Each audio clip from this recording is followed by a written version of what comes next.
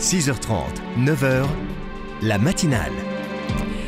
Et comme tous les lundis, Antoine Guggenheim est avec nous. Antoine, ce matin, vous vouliez souhaiter un anniversaire à une belle association. Eh bien, oui, Démocratie et Spiritualité fêtait son 25e anniversaire ce week-end. L'objectif de cette association est de revaloriser le lien entre l'inspiration politique et l'inspiration spirituelle, toutes deux au cœur de l'engagement humaniste et chrétien pour une société de progrès, c'est-à-dire une société fraternelle. Nos sociétés souffrent d'un manque d'humanité depuis que l'espoir de progrès a quitté l'horizon.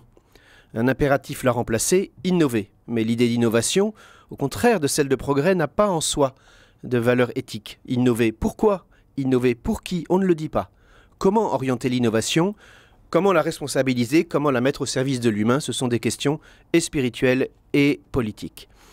Pour donner du sens à l'innovation, il faut d'abord repérer les différents lieux complémentaires de l'innovation.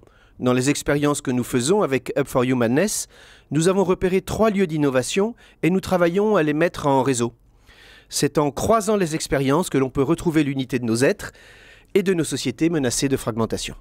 L'entreprise, premier lieu, est aujourd'hui le lieu de l'innovation technologique. C'est une nécessité qui est imposée par la concurrence, bien sûr, par la loi du marché, de la consommation, mais encore par l'accélération du temps, à cause de la révolution industrielle, du virtuel. L'innovation est enivrante, mais elle est aussi affolante.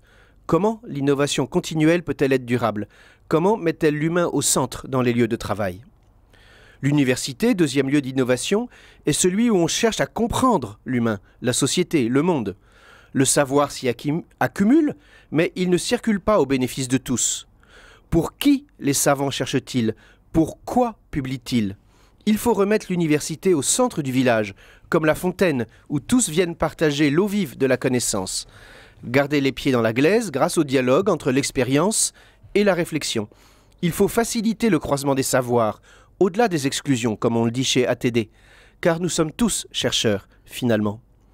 Enfin, troisième lieu essentiel de l'innovation, les associations de services des personnes les plus vulnérables, qui sont aujourd'hui le lieu de l'innovation humaine et sociale. On y apprend non seulement à n'exclure personne du lien social, non seulement à apporter à chacun l'aide dont il a besoin pour exprimer, développer ses capacités de relation et d'invention, mais on y apprend à participer, chacun à son rythme, à la vie des autres, à la production et à l'échange des dons et du sens.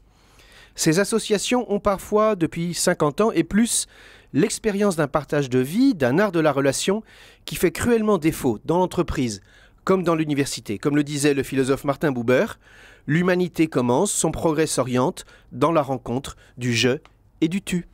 Merci beaucoup Antoine Guggenheim. Et on retrouve cet édito sur rcf.fr. On mettra les liens nécessaires vers les différentes associations et mouvements que vous avez cités.